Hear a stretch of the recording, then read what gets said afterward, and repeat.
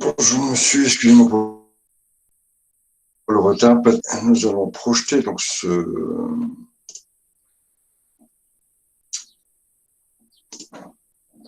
gem. Voilà.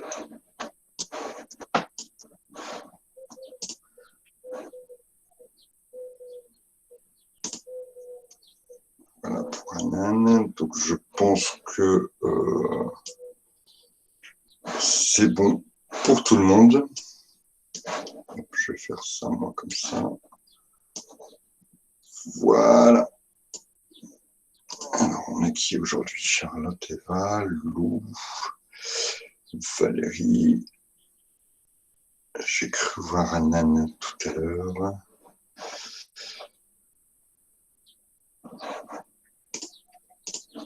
Ok, ça marche. Donc, je vous rappelle un peu le contexte. Hein. C'est un sujet qui a été proposé en 2019, la dernière année où le BTS a eu lieu. Et dans ce sujet, un restaurateur avait l'idée de racheter. Alors, il y a des retardataires. Quelqu'un veut participer, Valentine. Accepter. Donc, je vous disais qu'un restaurateur avait l'idée de louer un local qui était plutôt intéressant pour lui, mais que ce local, pour être transformé en restaurant, avait besoin d'être réaménagé et ça demandait un investissement de 50 000 euros. Cet investissement serait amorti en linéaire en 5 ans, sur 5 ans, et on commencerait à le mettre en service dès le 1er janvier de l'année 2020. Le taux d'impôt sur les bénéfices qui s'applique à l'entreprise est de 28%, et surtout, on vous indique que si l'entreprise devait faire des pertes, il n'y aurait pas d'incidence fiscale, il n'y aurait pas d'impôt tout simplement, mais il n'y aurait pas un impôt négatif qui aurait pu être reporté les années suivantes, puisque ces pertes seraient compensées par d'autres activités de l'entreprise. Nous avions traité le tableau qui fait apparaître donc les flux nets de trésorerie. La première année, le flux était de 0, la deuxième année de 8 000, la troisième année de 14 320, et ainsi de suite. On avait rappelé quelques formules concernant le résultat courant avant impôt, qu'on pouvait voir de deux façons. Soit on faisait les recettes moins les dépenses moins les amortissements, moins l'amortissement, ou bien on prenait les recettes et on faisait moins l'ensemble des amortissements plus les dépenses. Mais dans tous les cas, ça revenait exactement, puisque dépenses et amortissements, c'est le total des charges, et que recette moins total des charges est égal au RCAI, le résultat courant avant impôt. Dans tous les cas, que l'on utilise l'une, deux ou l'autre formule, ça revenait au même résultat. Une fois qu'on a établi les flux de trésorerie dans un tableau qui était fourni, je vous rappelle que le tableau, hormis les chiffres, était fourni avec les titres de chaque ligne. Donc ça permettait ici de se remettre un petit peu en tête les calculs qui devaient être faits.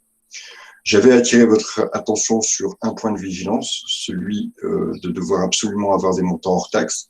Alors quand ça n'est pas indiqué, quand le montant n'est pas indiqué en hors taxe ou en TTC, comme par exemple pour les recettes ou les dépenses, on les prend telles quelles. Mais si on aurait pu avoir un piège ici, avoir un montant TTC quand c'est précisé, TTC de l'investissement, alors il aurait fallu travailler sur l'hors taxe en faisant TTC divisé par 1 plus taux pour obtenir le montant hors taxe. Suite à ça, nous avions donc actualisé chaque flux, en utilisant la formule d'actualisation que j'ai reprise ici. Alors, je pense que je vais pouvoir retourner le petit pouce et vous dire que c'était bon. Je vais juste vérifier le montant ici, mais a priori, je crois qu'il était bon. Ce montant, on est bien 7256, 7256. Voilà. Ok, c'est bon. Monsieur, excusez-moi pour le retard. Ok, c'est bon. Ok, c'est bon. Ok, pas de souci. Donc voilà où nous en étions arrivés, il me semble bien, oui. voilà où nous en étions arrivés concernant l'actualisation de ces flux. Il nous reste à calculer la vanne. Est-ce que l'une d'entre vous peut me donner la définition et les modalités de calcul de la vanne? Enfin, pas la définition, mais surtout les modalités de calcul de la vanne. Comment on va calculer la vanne? Moi, je veux bien, si vous voulez. Allez-y, je vous écoute. Il faut prendre tous les flux nets actualisés. Donc, on fait la somme et on fait moins le capital investi. C'est très bien. De la vanne. Donc, on va prendre la somme des flux actualisés, donc l'ensemble, la somme des flux actualisés, hein, des FNT actualisés, moins le montant hors taxe de l'investissement. Donc, dans notre cas, la vanne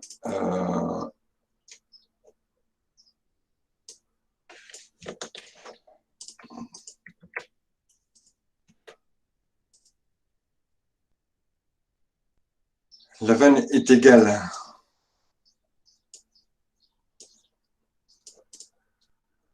il manque un morceau, c'est 50 000 évidemment. Bon, je vais le réécrire plutôt que de faire des copier-coller, ça ira beaucoup mieux. Hop.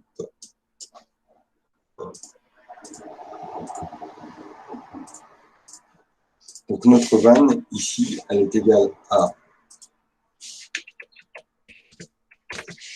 56 420, le montant donc la somme des FNT actualisés, bon, je n'ai pas pris les virgules, moins 50 000, le montant de l'investissement qui avait été pratiqué. Donc notre vanne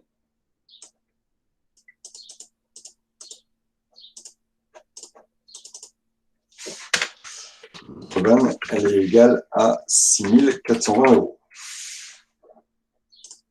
Alors, quand on a une vanne, donc une valeur actuelle nette, positive, cela veut dire que l'investissement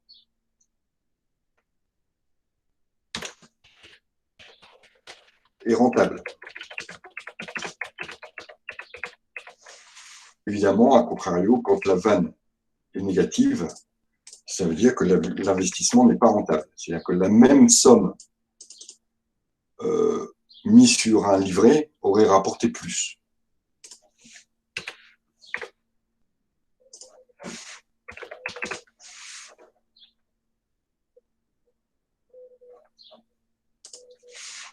Est-ce que c'est clair par rapport à ça? Alors, la vanne, c'est pas très compliqué à calculer. Hein. Une fois qu'on a actualisé, je dirais que le plus compliqué ici, c'est l'actualisation des flux et peut-être la détermination des flux de trésorerie.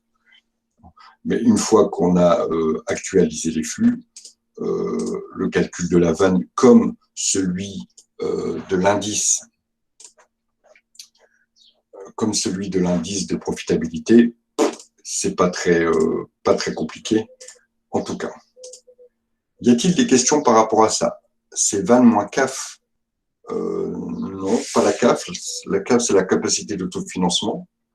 Donc, c'est justement la capacité que l'entreprise a à financer éventuellement des investissements. C'est la vanne moins, je réponds à une question d'Anna, hein, c'est la vanne moins le montant de l'investissement.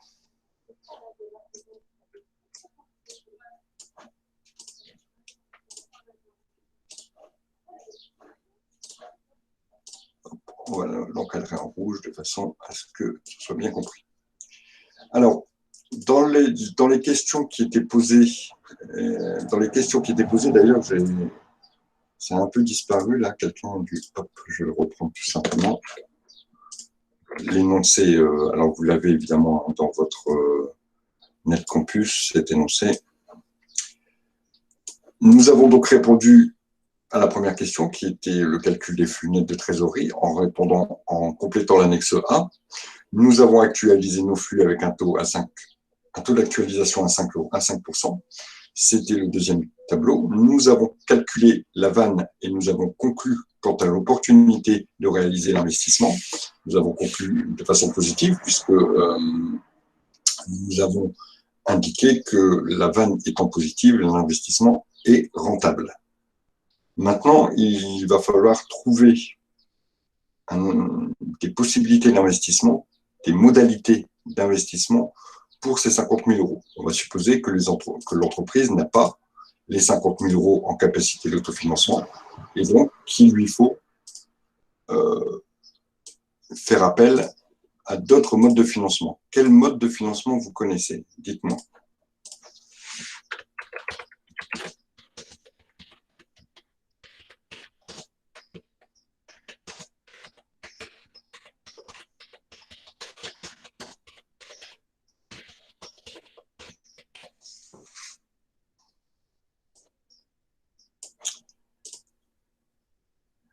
Vous avez écrit 2 fois vanne positive. Merci Valérie, je vais le corriger.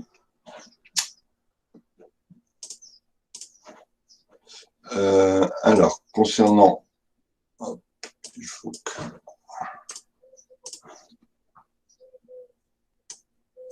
Voilà. Donc, Valérie nous a proposé 2 solutions qui sont tout à fait valables. Celle d'abord de l'emprunt.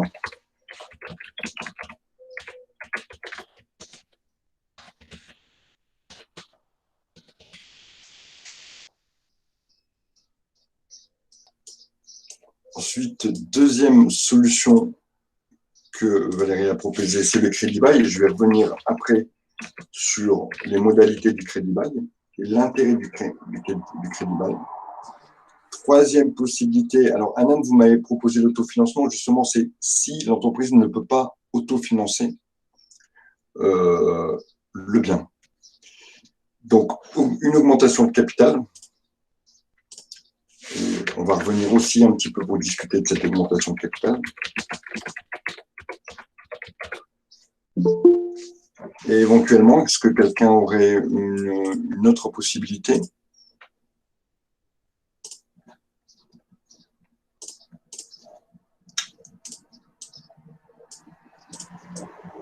Voilà, quelque chose qui est un peu moins à la mode en ce moment, mais qui a été il y a 2-3 ans. Alors, la mise en bourse, reviendrait à une augmentation de capital par l'arrivée de nouveaux associés. Mais c'est une solution. Alors, la mise en la société en bourse, très bien, oui, la vente d'actions, globalement, excusez-moi pour le bruit, on met la fenêtre, mais globalement, on aurait ici une augmentation du capital. Alors, la vente d'actions de la société augmenterait le capital, mais vous allez voir qu'aussi ça va diminuer l'influence des actionnaires présents, on va en rediscuter. Financement par les salariés, ouais, c'est possible. Ouais, c'est possible. C'est possible, mais imaginez-vous que vous êtes salarié d'une boîte où il y a une 50aine de salariés, d'accord, qui fabriquent, je ne sais pas, vous êtes, vous,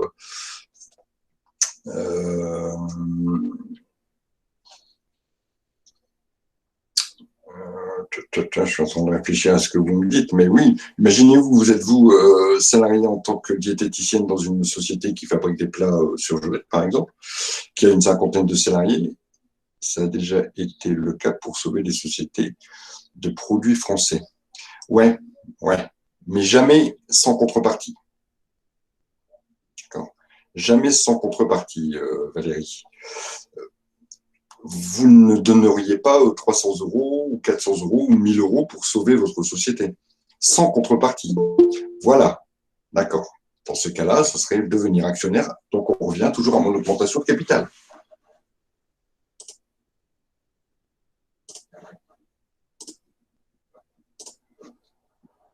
Donc, ici, c'est vrai qu'on peut avoir des augmentations de capital, soit par l'introduction en bourse, une introduction en bourse.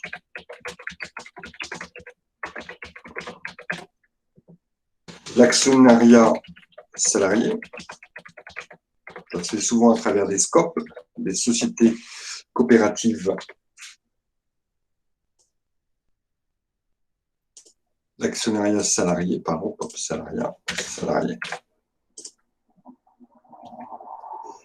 Le découvert autorisé reviendrait on va le marquer. On va le marquer, mais on va le marquer en complément d'un emprunt, parce que c'est un financement bancaire finalement.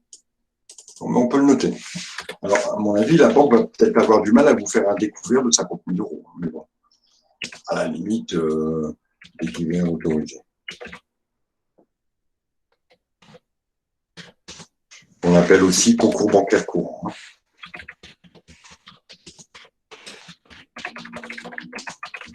Alors, connaissez-vous les financements participatifs, tels que ce qu'on appelle le crowdfunding? Parce que vous en avez peut-être déjà entendu parler. Voilà. Oui, ça, monsieur, souvent, c'est... Enfin, j'avais cru comprendre que c'était utilisé souvent quand on avait un projet un peu nouveau ou... Oui. Alors, je vais vous donner une expérience personnelle que j'ai. Je ne sais plus s'il y a un N. Je ne crois pas. Je vais vérifier, j'ai un trou de mémoire. Crowdfunding.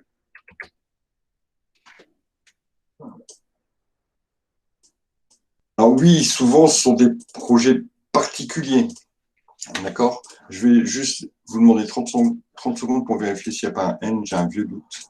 Je ne veux pas écrire de bêtises. Je ne crois pas, hein, mais dans le doute, je préfère vérifier.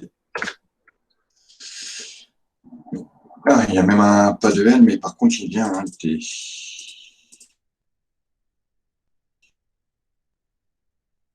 Dans l'espoir de récupérer, pas forcément dans l'espoir de récupérer, mais il y a toujours une contrepartie. Je vais vous donner un cas que j'ai vécu à travers un client que j'ai accompagné.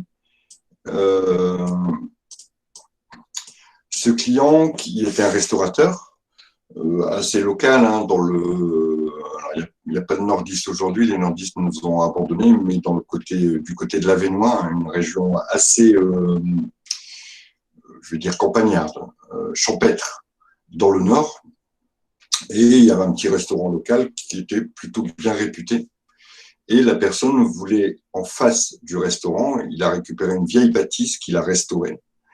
Et il voulait faire une salle où on pouvait faire des séminaires, où on pouvait faire des réceptions, qui pouvaient être aussi à disposition de l'entreprise. Donc une très belle salle avec beaucoup de cachets, enfin vraiment un truc super. Il arrivait à financer, on va dire, 90% du bien, mais il y a 10%, malheureusement, où ça manquait de financement. Allez, je vais vous dire que c'était à hauteur de 20 000 euros. Donc, il a lancé une cagnotte sur un site de crowdfunding. Et en échange d'une somme versée, les gens avaient le droit à il organisait à la réception, voilà, à l'inauguration de cette nouvelle salle, il organisait donc une réception, ce qui est plutôt normal. Et les gens avaient le droit de venir participer à cette réception, qui était plutôt quelque chose de pas mal. Donc, vous voyez qu'il n'y avait pas forcément un retour sur investissement. Mais il y avait surtout voilà, le fait de pouvoir participer à une réception plutôt sympathique dans un lieu encore plus sympathique. Donc voilà comment ça a fonctionné. Il a récupéré ses 20 000 euros, il a organisé sa petite réception. Tout le monde était très content d'avoir participé au financement pour ce bâtiment. Et voilà comment ça a fonctionné. Donc voilà les différents modes de financement. Alors il y aurait peut-être encore d'autres idées, hein. Et les idées que vous avez données globalement étaient plutôt bonnes. Je veux juste revenir sur le crédit bail et sur l'augmentation de capital. Quel est le fait, hop, je vais commencer par l'augmentation de capital. Quel est le fait d'une augmentation de capital? Quel est le danger d'une augmentation de capital? Imaginons une société de type SARL. La SARL Toto a un capital aujourd'hui de 10 000 euros. Ces 10 000 euros sont répartis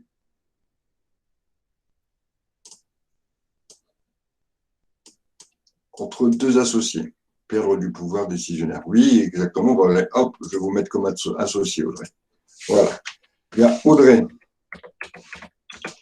qui a participé au capital à hauteur de 4 000 euros.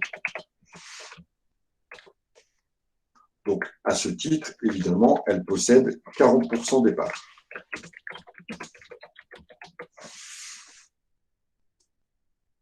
Bien sûr, des droits de vote et des droits financiers à hauteur de 40%.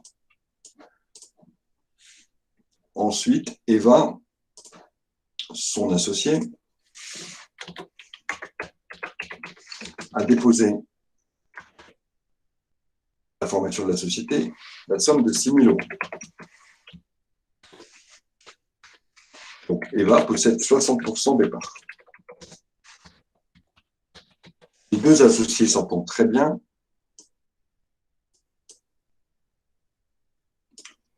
Et on va dire que Audrey est la gérante de la société. La décision de l'Assemblée générale des deux associés, elles ont décidé que Audrey, puisqu'elle avait des bonnes compétences en gestion, ça serait la gérante de la société. Arrive évidemment un projet d'extension de la société qui demande un investissement de 50 000 euros. Les deux associés vont voir leur banque en premier. Leur banque leur propose de pouvoir financer à hauteur de 30 000 euros le projet. Il manque 20 000 euros pour finaliser le projet d'investissement. Elles font appel à un troisième associé. Elles font appel, donc, elles vont faire une augmentation de capital. Elles-mêmes n'ont pas les ressources pour augmenter le capital de la société. D'accord ? Donc, arrive Valérie, qui est blindée aux as, et donc qui va augmenter le capital de la société à hauteur de 20 000.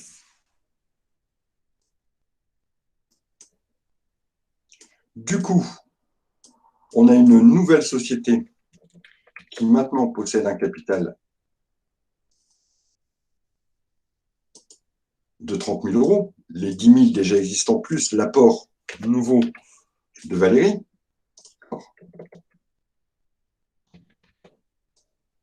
Mais du coup, dans notre nouvelle société, la répartition des parts et le pourcentage attribué à chaque associé va être maintenant différent, puisque désormais, Eva ne possédera plus que 20% des parts.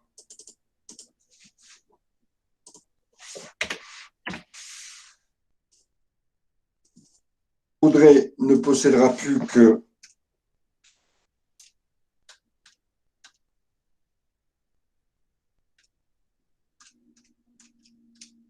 13% des parts. Valérie, bien sûr, elle va posséder maintenant. Donc on est à 33, 67% des parts. Donc vous remarquez ici que, alors qu'on avait quelque chose de plutôt assez équilibré, Eva étant dominant, ayant un certain pouvoir au niveau de l'Assemblée générale, et Audrey ayant un pouvoir plus opérationnel au niveau de la société, puisqu'elle en était la gérante, désormais, on va se retrouver avec deux associés qui sont complètement minoritaires. Et donc, leur pouvoir de décision, leur pouvoir d'engagement de la société, leur pouvoir, leurs droits de vote sont complètement dilués. Et finalement, Valérie devient le big boss de cette société juste en ayant apporté 20 000 euros, alors que cette société avait été constituée il y a 10 ans, par exemple. Donc, le fait d'augmenter son capital et d'ouvrir son capital parce qu'il y a un besoin de fonds pour l'investissement présente un certain danger, celui de la dilution de vos parts dans votre société et de vous ramener à une position très minoritaire en termes de décisions importantes pour la société. Pour pallier à ça, il est tout à fait possible, pour éviter cette nouvelle répartition,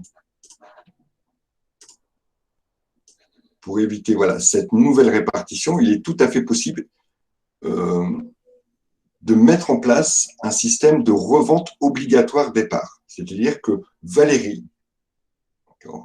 qui viendrait là juste pour financer un projet, bien sûr, retirer un certain bénéfice. Il n'y a personne qui met de l'argent quelque part sans en retirer un certain bénéfice. Valérie, par un pacte d'associés, par un contrat, s'engagerait à revendre ses parts aux deux autres associés. Bien sûr, il faudra que les deux associés puissent en avoir les moyens, mais elle s'engage à revendre ses parts au bout de 2, 3, 4 ans, moyennant 10% d'intérêt, c'est-à-dire elle revendrait ses parts à hauteur de 22 000 € ou de 25 000 €, le prix étant fixé, le prix étant libre entre les associés. Ça évite à quelqu'un de bouffer une société et d'en faire ce qu'elle veut, même à long terme. Ça, c'est une première possibilité. Donc, limiter la durée de présence de l'associé qui vient dans une société, c'est une possibilité tout à fait légale. Deuxième possibilité, un associé peut prêter de l'argent à la société. La condition de prêt, c'est qu'il soit associé. Il faut, si vous prêtez de l'argent à une société, la société, vous pouvez très bien, demain, j'ai une société, j'aurais besoin de 10 000 €, je vais voir Anan et je lui dis, Anan, est-ce que tu peux me prêter 10 000 €? Anan va me prêter 10 000 €. Par contre, légalement, elle va récupérer 10 000 €, mais elle ne pourrait pas récupérer 11 000 €, par exemple. Elle ne pourrait pas y avoir d'intérêt, puisque l'activité de prêt, avec un intérêt, c'est réservé normalement aux banques. Bon, ça pourrait se faire en loose day, d'accord, on est tout à fait OK là-dessus, mais dans tous les cas, ce serait quand même illégal. Et pour la société, à justifier d'un remboursement de 11 000 contre un prêt de 10 000, ça serait compliqué. Donc, si on veut rester dans la légalité, par contre, un associé peut tout à fait prêter de l'argent.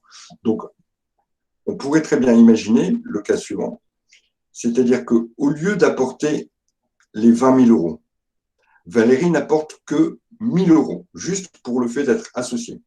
Et les 19 000 €, autres 1 000 €, elle les prête à la société, en échange de laquelle, bien sûr, il y aura un intérêt qui sera versé. Et au moment où la société aura remboursé complètement les 20 000 €, alors Valérie sortira des associés. Donc, vous voyez qu'il y a quand même pas mal de possibilités pour éviter de se faire manger, phagocyter par un associé qui arriverait et qui déposerait 20 000 € sur la table.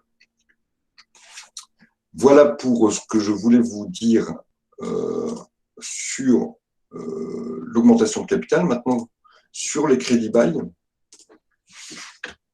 et on pourrait faire la comparaison entre un crédit bail et un emprunt.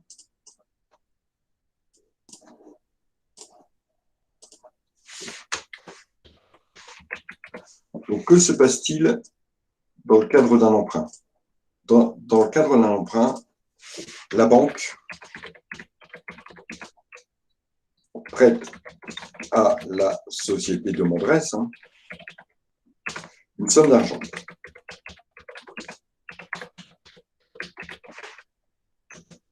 Ici, c'est un contrat de prêt qui est conclu entre les deux.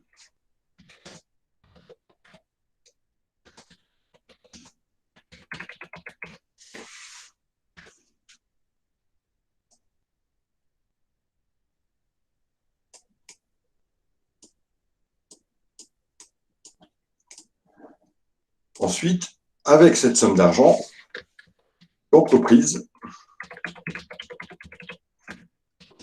achète le bien à un fournisseur.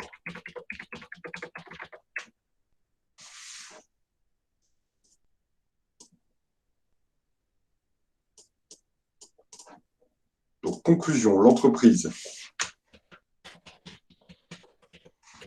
devient propriétaire du bien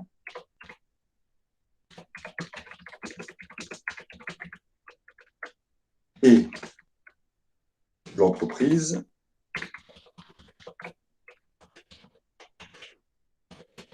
a une dette auprès de sa banque.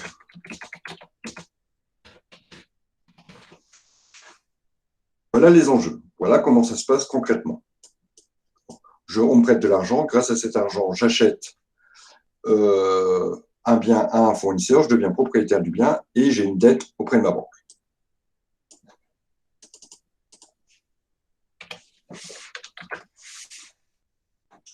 Deuxième possibilité, celle du crédit bail. La banque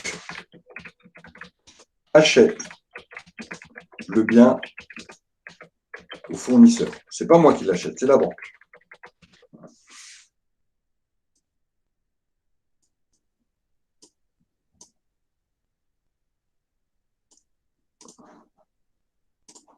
Puis par un contrat de location crédit bail, puis par un contrat de crédit bail, la banque loue le bien, me loue le bien, me loue le bien. La banque me loue le bien.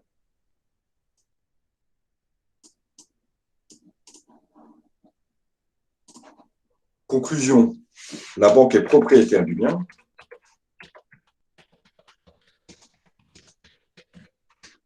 Et moi, j'en suis le locataire.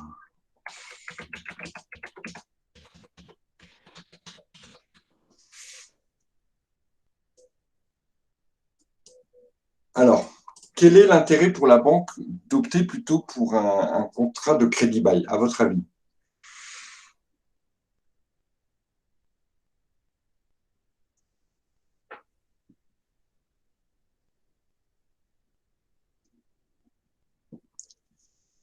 Quel est pour la banque l'avantage éventuel de plutôt passer par une opération de crédit bail plutôt que vous octroyer un prêt?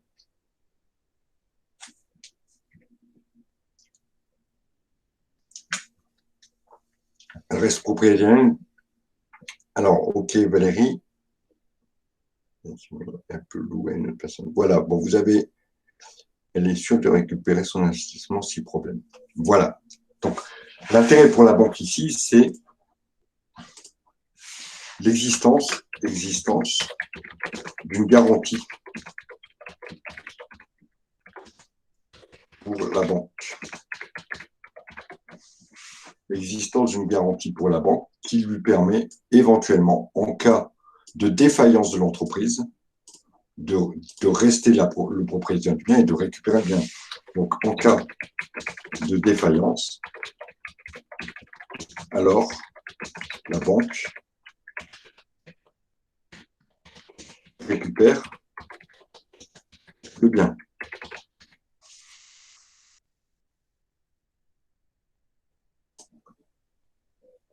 Alors qu'ici, mais au terme du contrat, l'entreprise a une option d'achat. Oui, effectivement. À la fin du contrat de crédit bail, c'est une possibilité pour l'entreprise. L'entreprise a une option de rachat du bien, qui généralement est relativement dérisoire. Finalement, la durée de la location, c'est comme si elle avait remboursé l'emprunt. Alors que la problématique ici dans un emprunt pour une banque, c'est que si malheureusement l'entreprise devait être défaillante dans le remboursement du prêt, la banque n'a aucune garantie. Imaginons que l'entreprise, comme le disait tout à l'heure Valérie, l'entreprise fait faillite. Dans le cas du crédit bail, le bien qui a été pris en location ne lui appartient pas, donc il sera rendu au propriétaire, qui est la banque. Alors que dans le cas d'un financement par un emprunt, le bien sera vendu pour payer les dettes, et il y a d'autres dettes qui passeront avant le remboursement du prêt, puisque les banquiers sont payés en général en dernier. On va regarder toutes les dettes que possède l'entreprise et on va, dans un ordre, je ne vais pas vous donner le détail, mais dans un certain ordre, on va payer les dettes de l'entreprise et on paiera en dernier les emprunts contractés. Donc, il risque de ne plus y avoir d'argent pour payer les emprunts contractés. À partir de là, dans le cas, par exemple, d'une SARL, avec donc une responsabilité limitée, la banque ne pourra se servir que sur le capital. Et le capital, en général, il a déjà été bouffé. Donc, il n'y a pas beaucoup de garanties pour la banque quand elle octroie un prêt, sauf à prendre des garanties personnelles que les que les associés ne sont peut-être pas prêts à donner. D'ailleurs, moi, je les conseille de donner. Donc voilà les deux différences ici qui sont importantes de connaître entre l'emprunt et surtout les avantages et les inconvénients de l'emprunt. C'est vrai que les banques ont souvent recours au crédit bail parce que effectivement c'est quelque chose pour l'entreprise, ça ne change rien puisque dans tous les cas, elle, ce qu'elle veut, c'est obtenir un bien qui va lui permettre de développer son exploitation. Alors, on n'en est pas le propriétaire. Bon, c'est ce qui lui empêche évidemment de revendre ce bien. C'est une évidence, on ne peut revendre que ce qui nous appartient.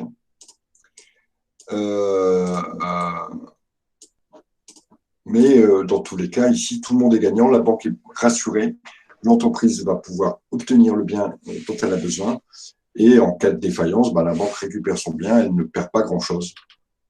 Le crédit bail est intéressant lorsque le bien se dévalue très vite. Souvent, la durée du crédit bail va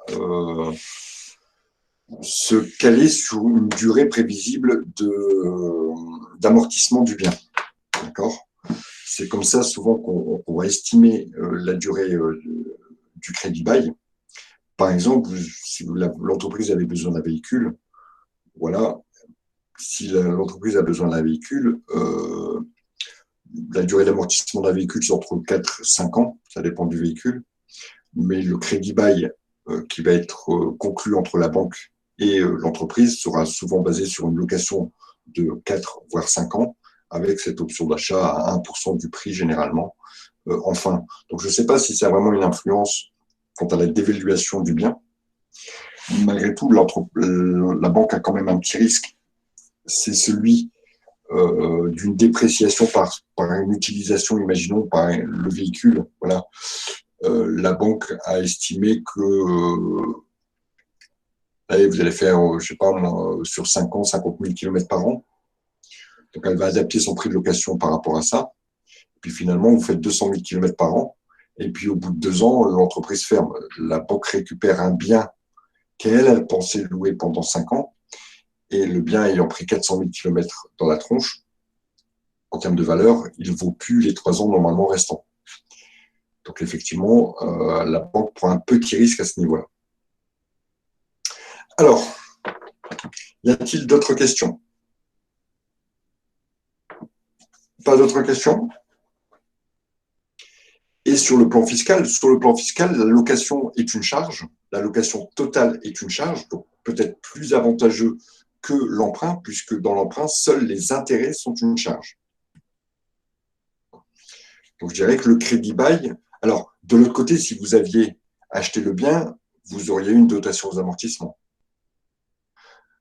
que vous n'avez pas puisque vous êtes locataire. Si vous êtes locataire, clairement, une entreprise a un chiffre d'affaires de 100 000 euros.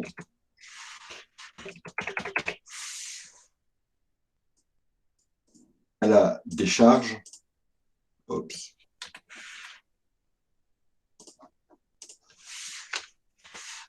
Elle a un ensemble de charges à hauteur de 60 000 euros. Le résultat de l'entreprise,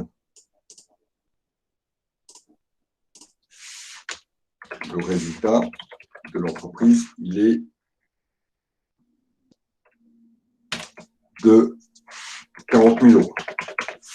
Alors, que ce soit pour une profession libérale ou que ce soit pour une activité commerçante, les modalités de calcul sont les mêmes. Sauf que la profession libérale, l'imposition, elle se fait comment, Valérie, pour une profession libérale?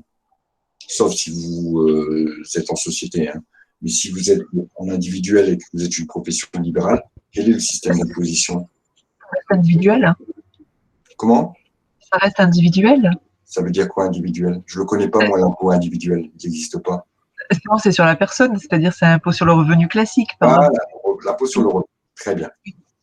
Donc, effectivement, hein, pour une diététicienne qui serait installée en libéral, le résultat qui est ici, d'accord, va être réintroduit dans sa déclaration de revenus au titre des BNC, des bénéfices non commerciaux, donc des bénéfices de l'activité professionnelle, et on va calculer de l'impôt.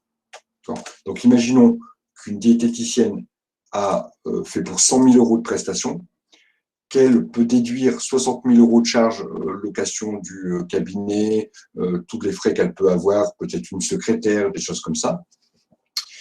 Reste un résultat de 40 000 euros. Qu'est-ce qui se passe dans ces cas-là? Concrètement, ces 40 000 euros sont rapatriés dans son résultat personnel, dans sa fiscalité personnelle. On va prendre une personne seule. Donc, une diététicienne qui est installée donc en libéral, qui est célibataire, sans enfant.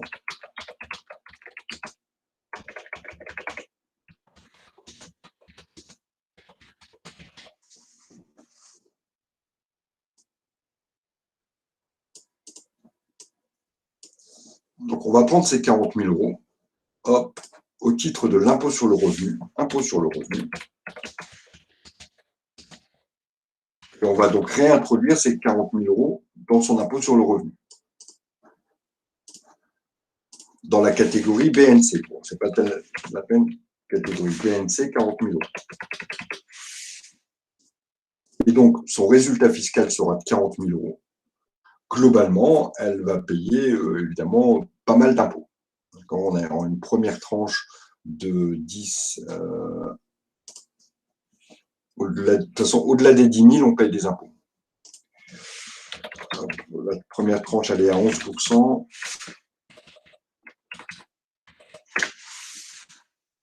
Recherche rapide. Et la deuxième tranche, elle est à 25 000. Donc là, si on voulait faire vraiment un calcul très rapide, de 10 à 25 000, elle va payer 11% d'impôts. Donc, elle va payer 11% sur 14 000. Hop, 11.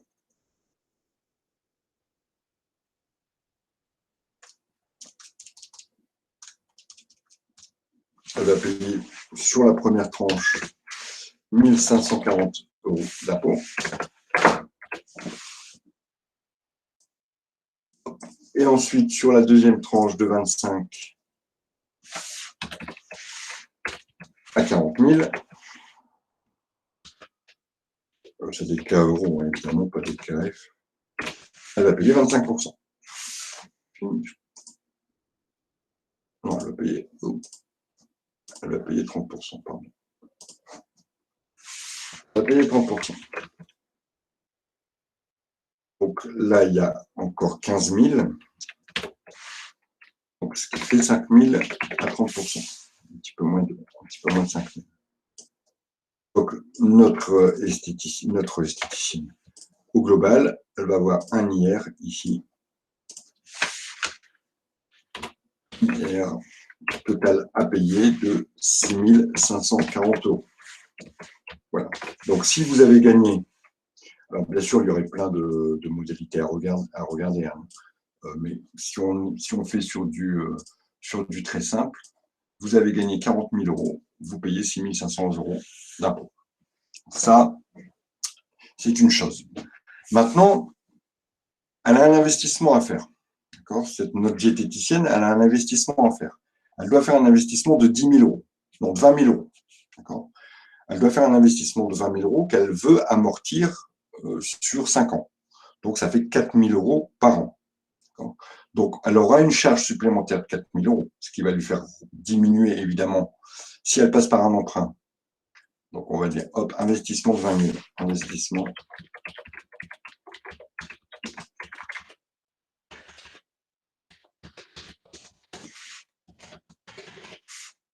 Je reprends.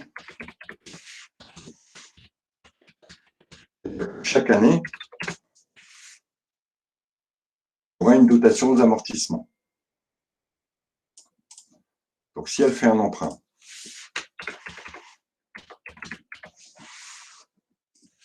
son résultat, il sera, comment il va évoluer, son résultat? On aura toujours évidemment ces 100 000 euros de chiffre d'affaires.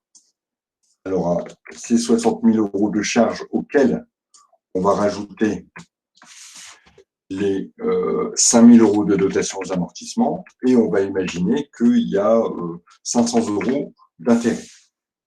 Donc finalement, elle aura des charges de 65 500.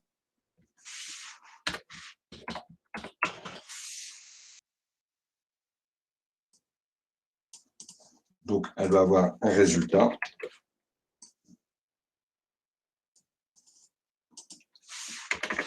de 34 500 €.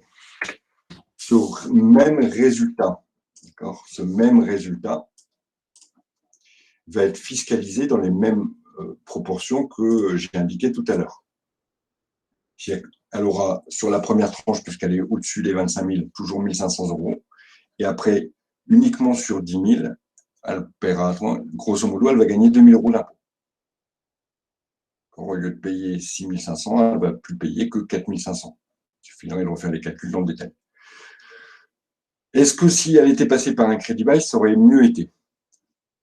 Pas forcément, ou peut-être que oui, puisqu'elle aurait eu sur un crédit bail toujours 100 000 € de bénéfices, enfin de chiffre d'affaires, des charges, elle n'aurait plus eu 5 000 € de dotation aux amortissements, mais elle aurait peut-être loué le bien à hauteur de 500 € par mois. Donc, elle aurait eu 6 000 € de location en plus. Il n'y aurait pas eu d'intérêt d'emprunt puisqu'il n'y a plus d'emprunt. Donc, ici, elle aurait eu un résultat de 64 000 €. 66 000 € pardon, de charges au total. Donc, un résultat de 34 000 €. Vous voyez que ça dépend du coût de la location. Il faut comparer. Ici, je suis parti dans l'hypothèse d'un coût de location en crédit bail de 500 € par mois. Donc, effectivement, plus le résultat est petit, plus l'impôt sera petit, évidemment, puisqu'il est proportionnel. Progressif, mais proportionnel. Donc, en fait, ce qu'il faut comparer, c'est la location du crédit bail, le montant du loyer, avec la dotation plus les intérêts de l'emprunt. Si l'un est plus gros que l'autre, il sera plus avantageux fiscalement. Ça marche, Valérie? Oui, oui, ça marche, merci. En fait, il faut tout regarder. Il faut aussi regarder si on change de tranche. Il faut aussi regarder si on change de tranche. Mais même si on change de tranche, de toute façon, on ne paye que sur la partie supérieure. Hein. D'accord. Ben, en tout cas, merci. Merci beaucoup. Y a-t-il d'autres questions?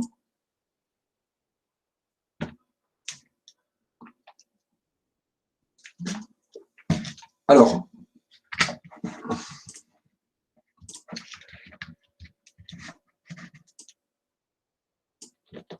je vous ai préparé 2 exercices, alors on n'aura peut-être certainement pas le temps de les faire aujourd'hui. Je voulais vous les mettre dans votre NetCampus, d'accord, avec la correction, comme ça vous pourrez encore vous entraîner sur ce point. On imagine ici, dans l'application suivante, que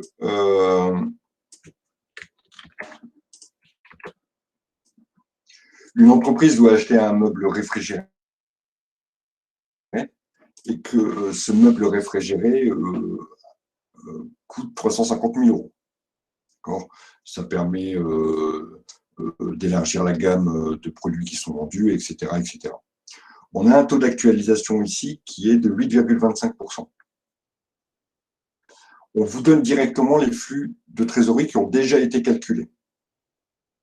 À partir de là, il ne faut plus que les actualiser, calculer la vanne de façon à pouvoir dire si le projet est rentable. Alors,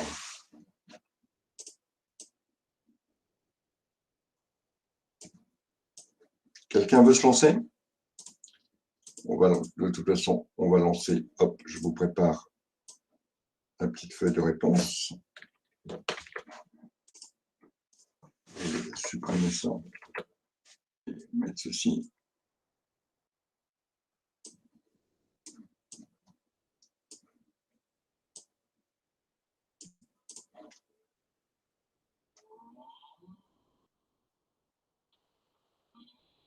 Je vous laisse calculer, je vous laisse 5 minutes, d'accord? Si vous voulez écrire sur le document, vous pouvez. pour ceux qui sont connectés.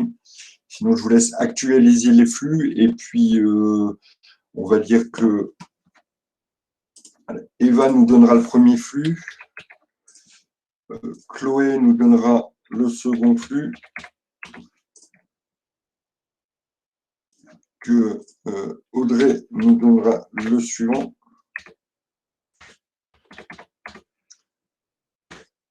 Ensuite, avec qui j'avais Valérie qui nous donnera. Anne est toujours là. Et enfin, Anan nous donnera le dernier flux. Oui, oui. OK.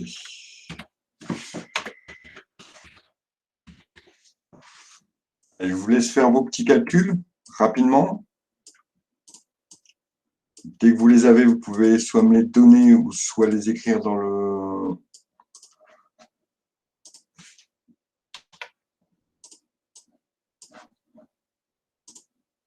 fil de la discussion.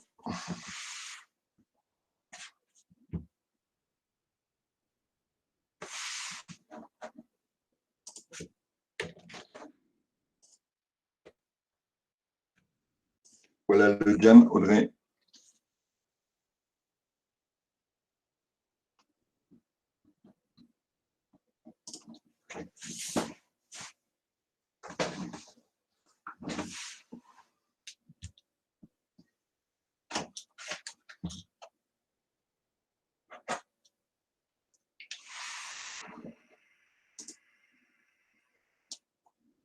Excusez-moi, j'arrive pas à écrire en fait. Oui, bah dites-le moi, je vais l'écrire. C'est Ah, Valérie? je viens je pense, c'était 59 717 58. Voilà, merci.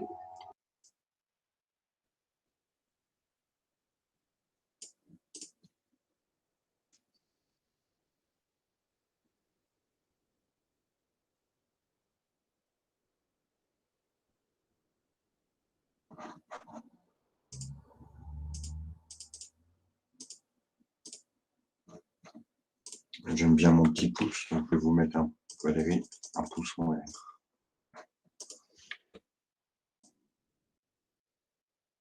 Merci.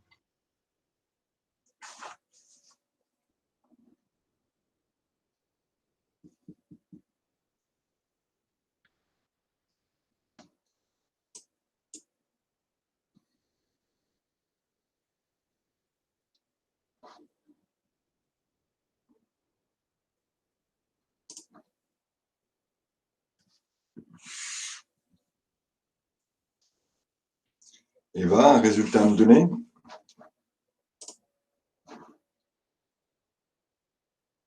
Monsieur, c'est Anan.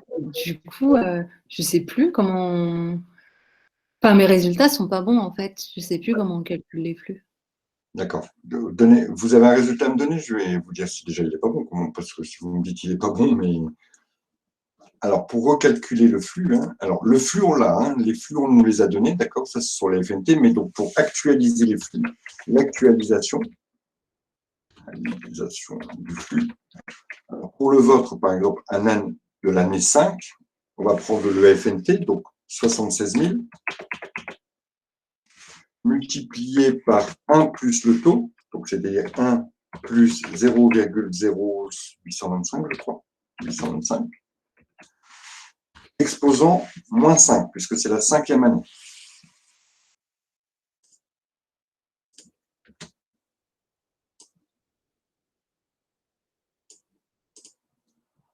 Pour la première année, oui, Charlotte, vous avez un chiffre à me donner? Alors, Eva, je dois avoir une erreur dans mon calcul, ça me marque erreur. 84 000.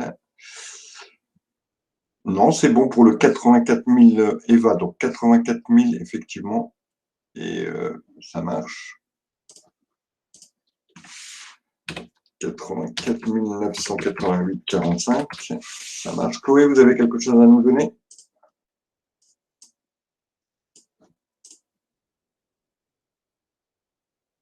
Audrey, 67 797, ça marche.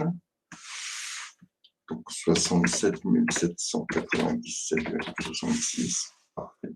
Je vous écoute, Chloé, ou vous me l'indiquez ici, que je vois si c'est bon pour vous. 80 218, parfait. Et donc, Anan, alors, vous avez réussi? Oui, c'est mis 112 967, non? C'est ce que j'avais trouvé au début, mais je ne suis pas sûre. Combien? 112 967. Pas possible, Anan. Ouais, bah oui. Donc, j'ai dû faire une erreur dans le calcul. Je recommence. Allez-y, vous n'oubliez pas le moins 5. Hein. Ce n'est pas 5, hein, c'est bien moins 5. Hein.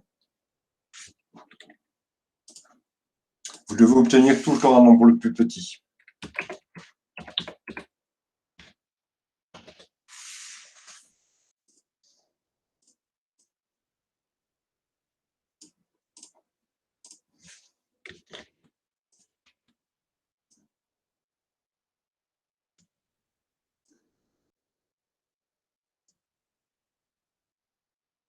Mais ça ira.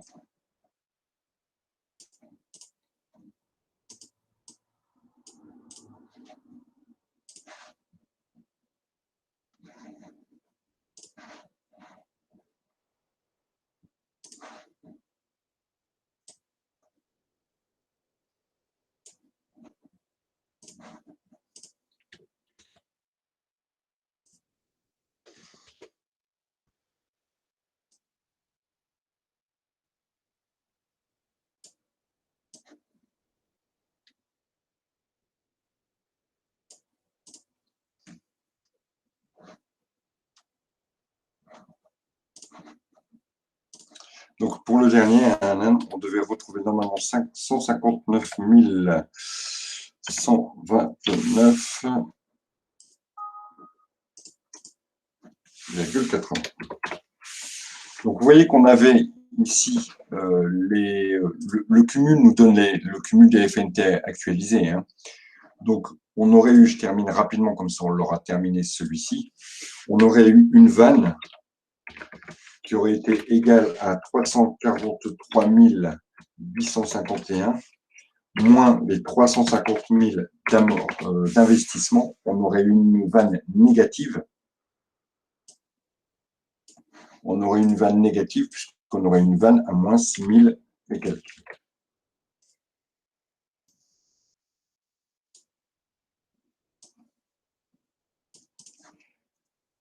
Donc, vanne négative, qui dit vanne négative dit projet évidemment non rentable pour cette entreprise.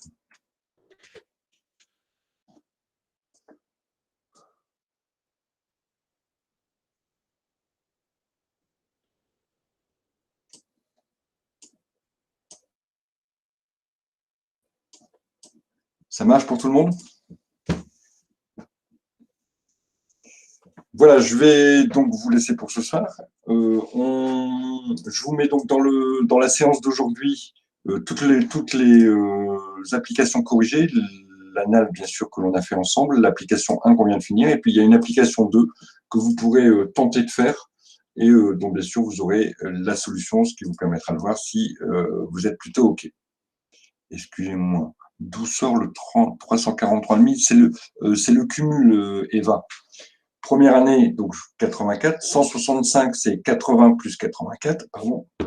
Troisième année, c'est le cumul à chaque fois des FNT actualisés, où j'aurais pu additionner tout cela et j'aurais retrouvé exactement la même chose. Ça marche? Merci, bon, voilà, monsieur. je vous laisse. Et